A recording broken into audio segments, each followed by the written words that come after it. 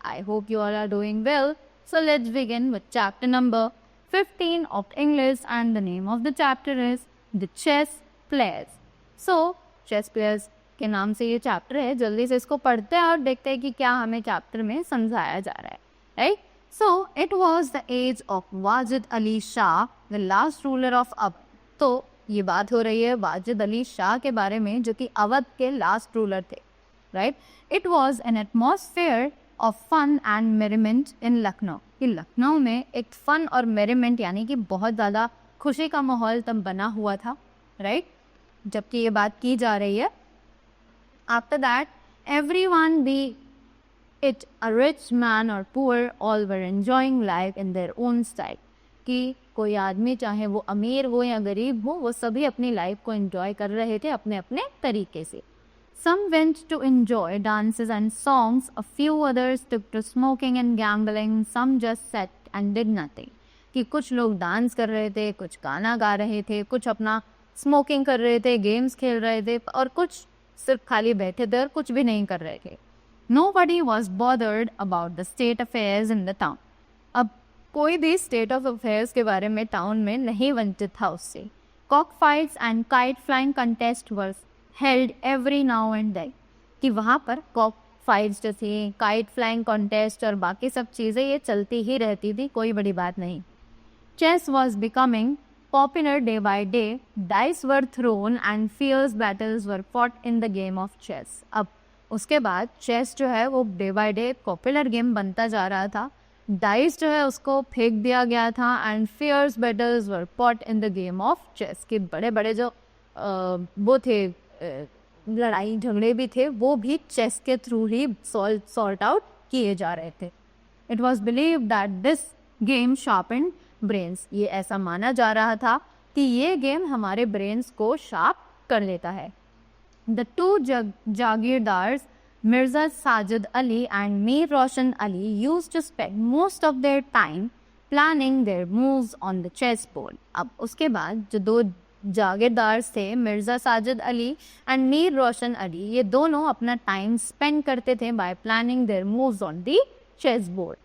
Both had inherited properties. दोनों के पास ही बहुत सारी प्रॉपर्टीज थी. They had no worries about livelihood. उन्हें अपनी कमाई की कोई चिंता नहीं थी. What else could they do? Each morning of the two friends would have their breakfast and spread the chess cloth. कि वो दोनों, उनके पास और क्या ही था करने के लिए, उन्हें किसी भी चीज़ की चिंता नहीं थी.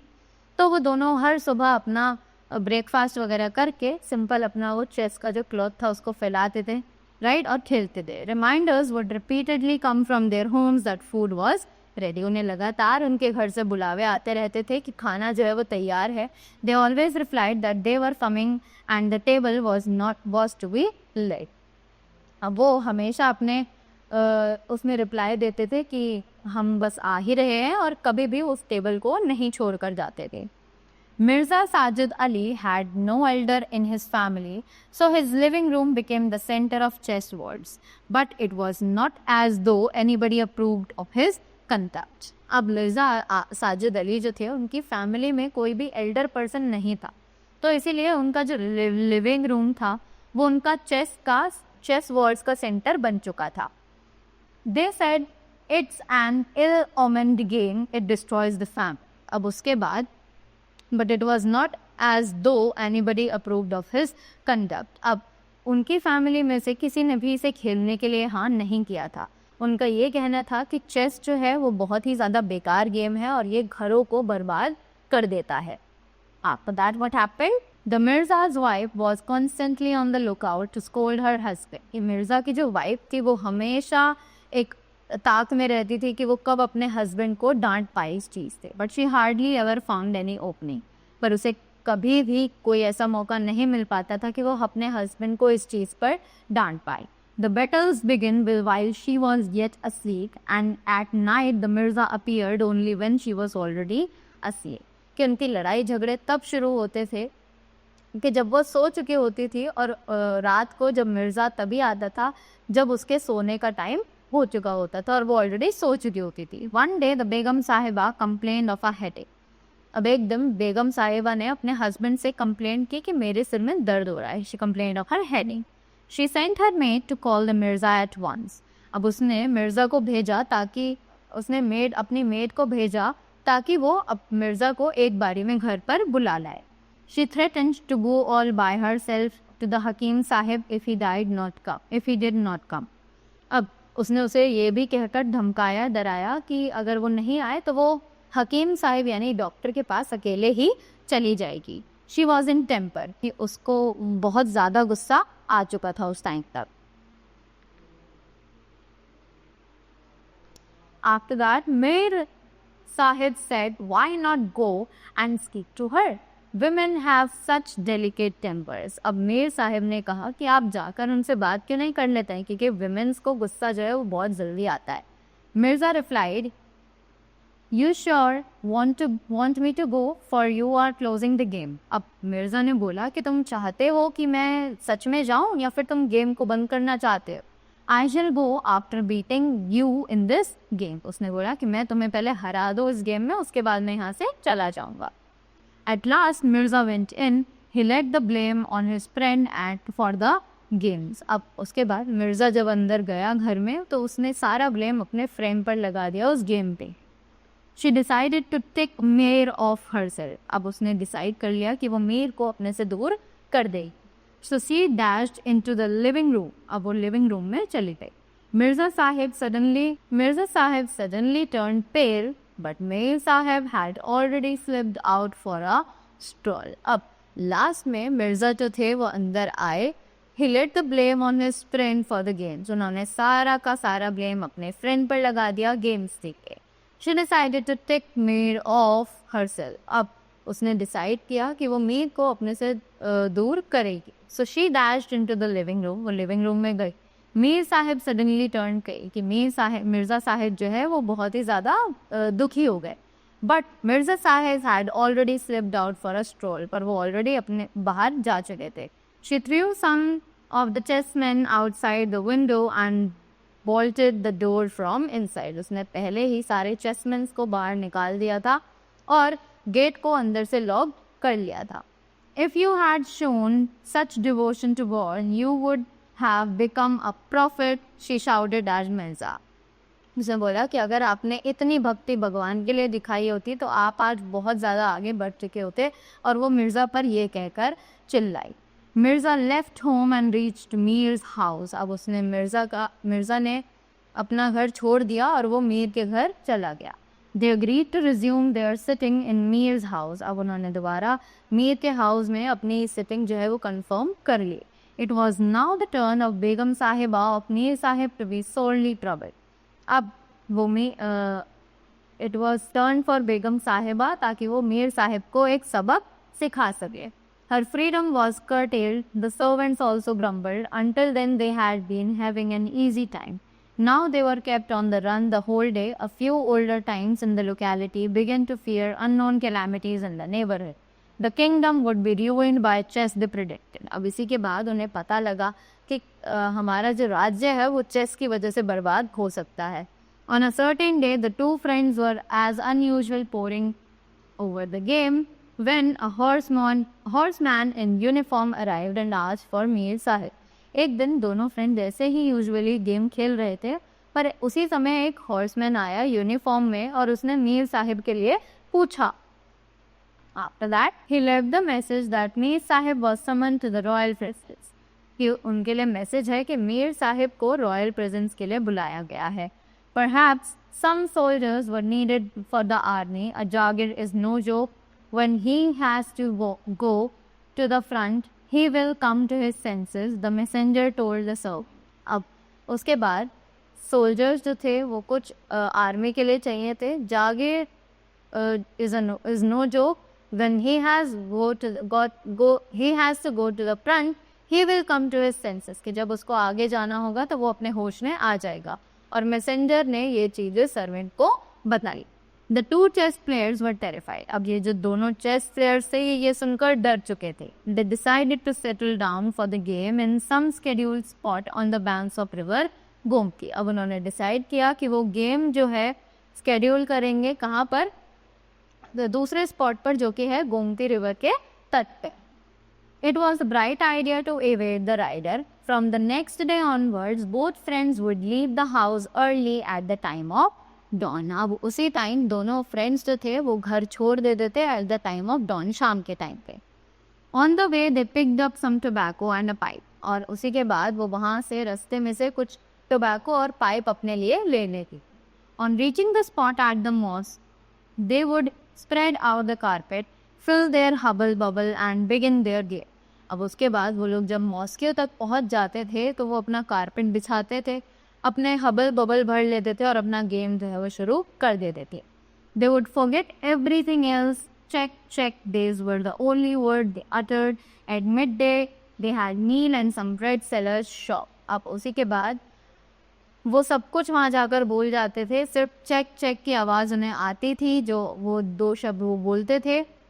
और दोपहर को वो अपना मील उस पे ब्रेड सेलर शॉप पे कुछ ना कुछ खाना खा लेते थे. The political situation in the country deteriorated. The soldiers in the East India Company advanced towards Lucknow. अब उसी के बाद पॉलिटिकल सिचुएशन जो थी वो बिगड़ती जा रही थी और सोल्जर्स ईस्ट इंडिया कंपनी के एडवांस हो चुके थे, लखनऊ तक वो लोग पहुंच चुके थे. Right? Many people away with families to the villages, but our 2 players were unconcerned about of this. ये बहुत सारे ऐसे लोग थे जो अपनी फैमिलीज से अलग रह रहे थे और अपनी फैमिलीज को लेकर विलेजेस में भाग रहे थे, पर ये जो 2 प्लेयर्स थे इन्हें इस चीज़ से कोई लेना देना नहीं था. When they came home, it was through the side lanes. They wanted to escape the obligation for their joggers. अब जब वो लोग रात शाम को घर आए साइड लेन से, तो वो चाहते थे कि वो लोग जागे से अपने ऑब्लिगेशंस के लिए बच जाएं. One day they saw the soldiers to the company again. Mir Sahib said the English army is coming. May God help us. अब एक दिन उन्होंने फिर से सोल्जर्स को देखा जो कि एक साथ आ रहे थे. मीर साहिब ने कहा कि इंग्लिश आर्मी यहाँ तक आ चुकी है, अब हमें भगवान ही बचा सकता है. Mirza, let them come. Check, please attend to this. अब there is no hurry. Don't try to sidetrack me. अब उसने मिर्ज़ा ने बोला कि आने दो उन्हें, चेक प्लीज़ तुम इस पर ध्यान दो. अब उसने बोला कि हाँ कोई रास्ता नहीं है कि तुम मेरा ध्यान इस पे से भटका सको. The same afternoon Nawab Wajid Ali Shah was captured and taken to some unknown destination. अब उसी दोपहर नवाब वाजिद अली शाह जो थे उनको पकड़ लिया गया था और एक अननोन डेस्टिनेशन पर ले जाया जा चुका था. But in the city there was no disturbance. पर शहर के अंदर कोई भी डिस्टर्बेंस नहीं था. Not a drop of blood was shed, कि वहाँ पर खून की एक बूंद भी नहीं गिरी थी. Perhaps no other ruler of a free country had ever been defeated like this so quickly and non-violently. The Nawab of Awadh was taken a prisoner. अब इसके बाद कोई भी कंट्री ऐसी नहीं थी जिसको इतनी आसानी से हराया गया हो और इतनी शांति के साथ हराया गया हो, पर नवाब ऑफ अवध जो थे अब उन्हें प्रिजनर यानी जेल में कैदी बना लिया गया था. It was evening. The owls started hooting in the ruins. अब शाम हो चुकी थी और आउल्स जो थे उन्होंने हाउल करना शुरू कर दिया था, हूट करना शुरू कर दिया था. उसके बाद but the 2 players were still locked in combat. पर उसके बाद भी वो जो दोनों प्लेयर्स थे वो अपनी ही दुनिया में खोए हुए थे. Mirza lost 3 times consecutively. Each defeat only increased his desire for revenge. अब मिर्ज़ा जो है वो 2 players were still locked in combat. वो अपने गेम में डूबे हुए थे. मिर्ज़ा जो है वो 3 बार हार चुका था लगातार और हर हार उसके मन में एक डिज़ायर पैदा कर रही थी बदले के. He felt irritated and lost his self-control. He protested, "Please sir, you must not change your moves. You can move only once." अब वो बहुत ही ज़्यादा इरिटेट हो गया था, हार के थक चुका था. He lost his self-control. उसने अपना कंट्रोल खो दिया. He protested, "Please sir, you must not change your moves." इसने बोला कि प्लीज़ सर अब आप अपने मूव्स जो है वो चेंज मत कीजिए, आप सिर्फ एक ही बार अपने मूव चल सकते हैं. Why do you keep your hand on the piece, leave it alone, it takes you hours to make it a single move. कि तुम अपना हाथ जो है वो पीस पर क्यों रखते हो, उसे अकेला छोड़ दो. ये जो तुम करते हो ये तुम्हें 1 घंटा लेता है बाकी सारी चाल चलने के लिए. The Verde dual between the 2 went on and on. अब उन दोनों के बीच में कुछ छोटी सी बहस हो गई और वो चलती रही. The quarrel turned violent. कि उनका जो लड़ाई थी अब वो बहुत ही ज़्यादा बढ़ चुकी थी. The Mirza said, "If somebody had played chess before you in your family, you might have known its rules and regulations. उसने बोला कि अगर तुमने और तुम्हारे फैमिली में किसी ने चेस पहले खेला होता तो तुम्हें रूल्स और रेगुलेशंस के बारे में पता होता।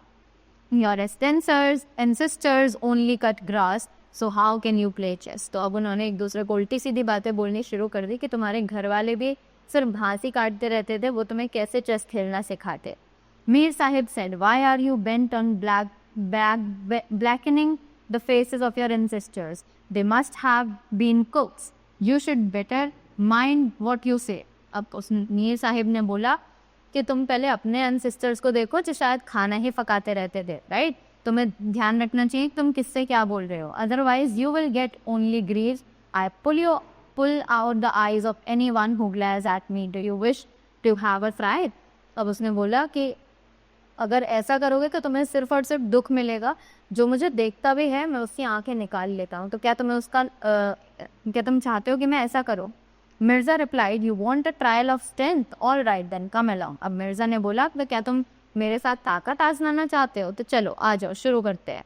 अब इसी तरीके से उनके बीच में लड़ाई शुरू हो चुकी थी। After that the two friends took out their daggers, उन दोनों ने अपने डैगर्स निकाले। They could not die for their king और country, but they were not wanting in personal courage. अब वो दोनों अपनी कंट्री या अपने किंग के लिए तो नहीं मर सके, पर उन दोनों ने अपने पर्सनल लड़ाई की वजह से अपनी जान गंवा ली। They took up positions, the daggers flashed, they both fell down, wounded and died on the spot. इसी तरीके से उन दोनों की मौत हो गई। दे who had no tears to shed for the king sacrificed their lives to defend the chess queen. अब उसके बाद जब उनकी आंखों से एक भी आंसू नहीं गिरा अपने किंग को बचाने के लिए, उन दोनों ने अपनी लाइफ जो है वो सैक्रिफाइस कर दी एक चेस की क्वीन के लिए। Only the broken arches and minarets kept a watch over their dead bodies and grieved over them. The white man's army rendered Lucknow victorious. अब इसी के बाद जो वहाँ पर आर्मीज थे सिर्फ उन्होंने उनकी बॉडीज को देखा और वहाँ पर उन्हें बरी कर दिया। So this was the story which was written by Munshi Premchand, and I hope you all are aware of this story and you got to know the things. So thank you so much and have a great day ahead.